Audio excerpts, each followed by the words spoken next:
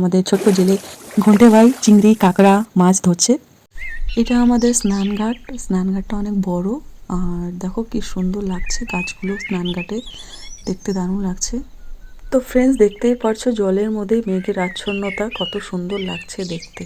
আমাদের পুকুরে অনেক মাছ, অনেক কাঁকড়া চিংড়ি মাছ হয়েছে। তো আমাদের ছোট্ট জেলে ঘন্টে ভাই চিংড়ি কাঁকড়া মাছ ধরছে।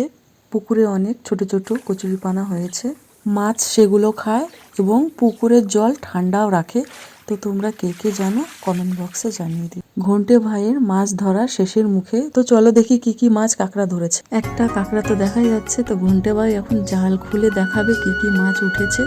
ঘন্টে ভাই নিজের হাতে অ্যাকোরিয়াম বানিয়েছে ড্রাম কেটে। তো সেই অ্যাকোরিয়ামের মধ্যে এখন কাঁকড়াগুলো রাখবে। দেখতেই পারছো কতগুলো কাঁকড়া উঠেছে, কতগুলো মাছও উঠেছে, ছোট ছোট চিংড়ি মাছ কাঁকড়া দেখো।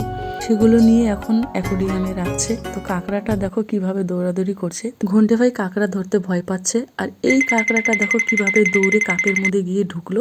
এই হলো ঘন্টে ভাইয়ের অ্যাকোরিয়াম, স্পেশাল অ্যাকোরিয়াম। এর মধ্যে এখন একটা একটা করে মাছ উঠিয়ে রাখছে, কাঁকড়াগুলো উঠিয়ে রাখছে, সবগুলো এখন এর মধ্যে উঠিয়ে রাখবে।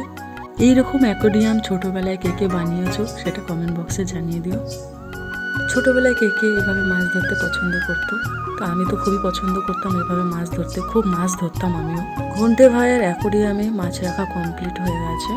অনেকগুলো কাঁকড়া ধরেছে। তো আমার কাঁকড়া ধরতে খুব ভয় লাগে। তো কার কার ভয় লাগে কাঁকড়া ধরতে কমেন্ট বক্সে জানিয়ে দিও।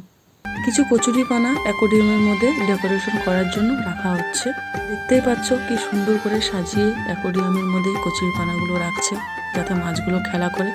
দেখতেও সুন্দর লাগছে, খুবই সুন্দর লাগছে। এটা হলো ঘন্টে ভাইয়ের অ্যাকোরিয়াম। তো এইরকম ইউনিক অ্যাকোরিয়াম কার কার বাড়িতে আছে কমেন্ট বক্সে জানিয়ে দিও। তো ফ্রেন্ডস, আমার সম্পূর্ণ ভিডিওটা কেমন লেগেছে, ভালো লেগে থাকলে কমেন্ট বক্সে জানিয়ে দিও। লাইক অ্যান্ড শেয়ার করে দিও। শর্ট ট্রিপ কলকাতার পাশে থেকো। ধন্যবাদ বন্ধুরা।